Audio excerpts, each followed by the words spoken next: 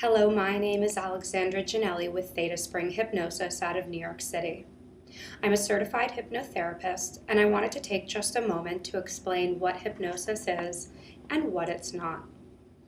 I have a lot of clients who come into my office with the preconceived notion that hypnosis is a state of control, when in fact, hypnosis is a natural phenomenon that happens to you at least twice during the day naturally.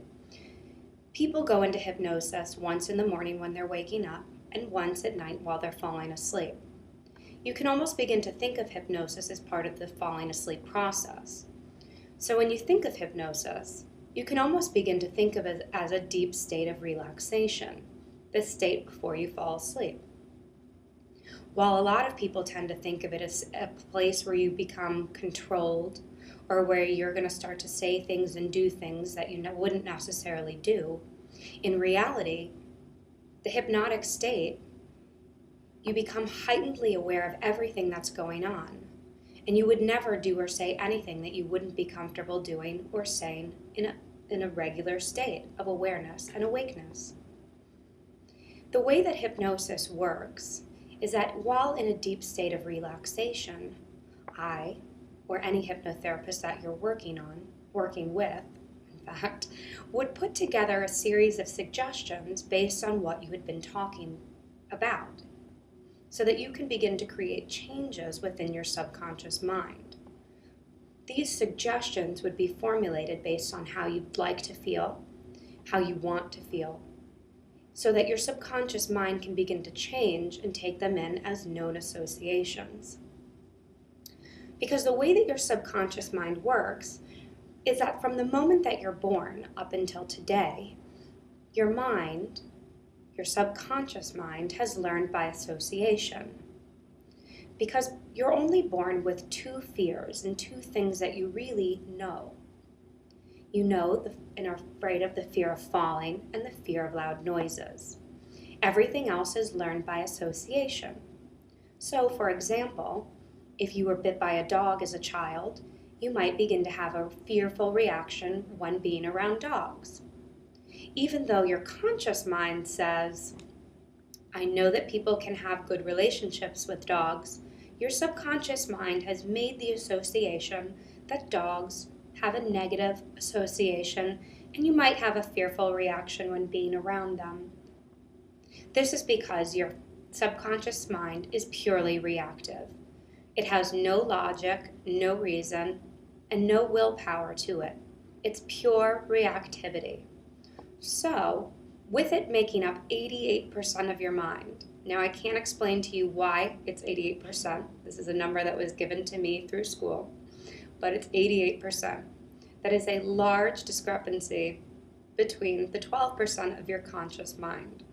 So when dealing with 88% of your mind, which is your subconscious and purely reactive, versus 12%, your subconscious mind and its reactivity is going to win out to your conscious mind's wants, willpower, and motivations.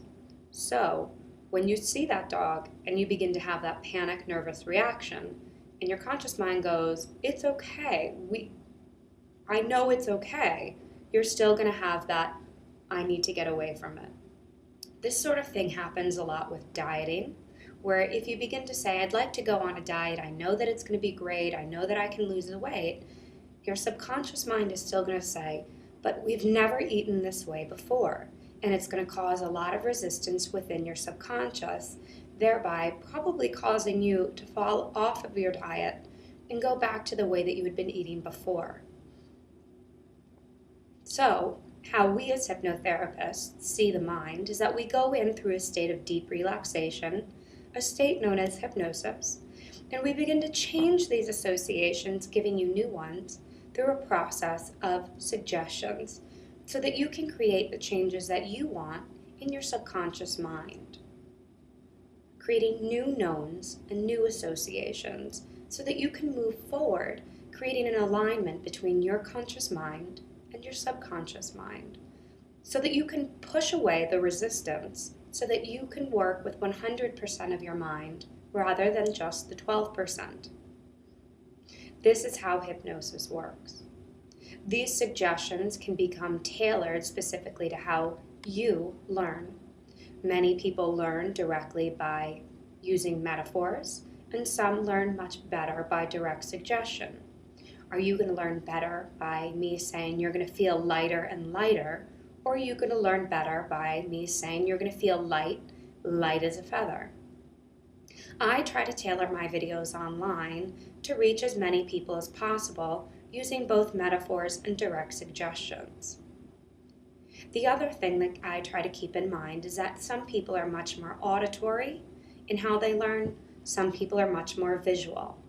And what's interesting is that there is a difference between visualizing, imagining, and picturing.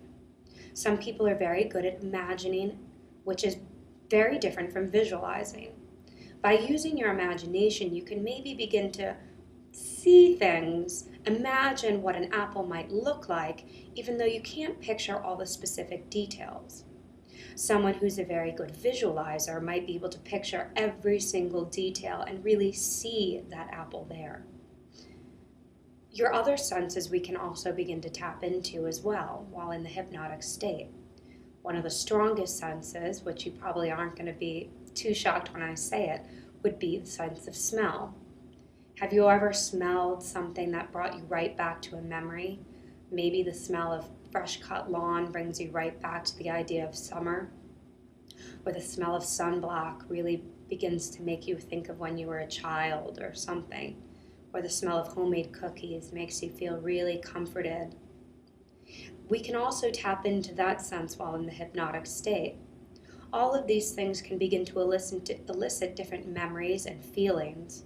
We can begin to move forward, also beginning to release past experiences so that you can begin to leave some past traumas or issues or feelings behind that might not be serving a purpose in your life now. Hypnosis is a wonderfully powerful tool as long as you're open to the experience. Resistance can be a really nasty thing. However, when you begin to give yourself acceptance and approval in entering into the hypnotic state, you can begin to realize and rationalize that these changes, that change is really something that's quite beneficial and really not scary at all. Because your subconscious mind really doesn't want to change at all. But when you begin to give it acceptance, when you begin to say it's okay to change, it can be quite empowering. And each change in your life, whether small or large, can become very synergistic. And you'll begin to find that your life begins to gain inertia. And it's really quite empowering to know that you are making these changes in your life based on what you want.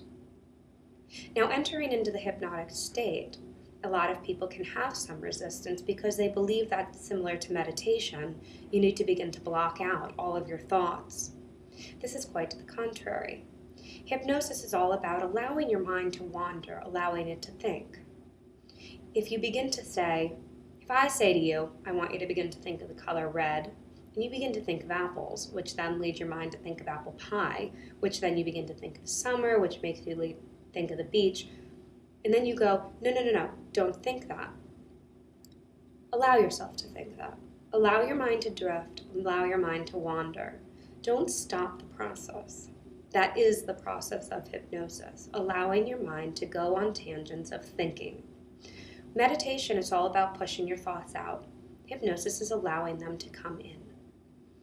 So, with having all of this come into your mind, having all of this been said, having now understood the process of what hypnosis is, we can go back to the idea of stage hypnosis.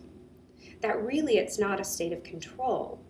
That what happens in these stage hypnosis shows is that that person that's going up on stage is being brought up there on their own free will.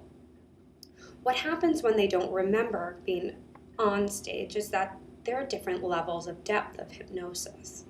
That these deeper depths, known as the theta state, hence the name theta spring hypnosis, are actually, can have the really strong sense of really heightened creativity, awareness, a real ability to create change.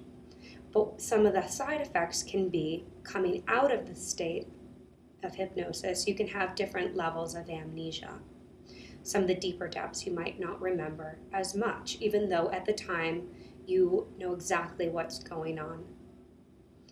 So when you come out of it, there's reasons for this that you might not want to remember. These depths can actually be quite beneficial for people who can't have anesthesia. You could use this for dental surgery. You might even use it for pain management. There's a lot of beneficial uses for these depths. So, having said that, a lot of people want to go to these depths, and hypnosis is very different for each and every person. People describe it when they come out. They go, "But I heard your voice.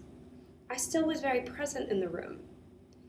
And that's true. You should hear my voice.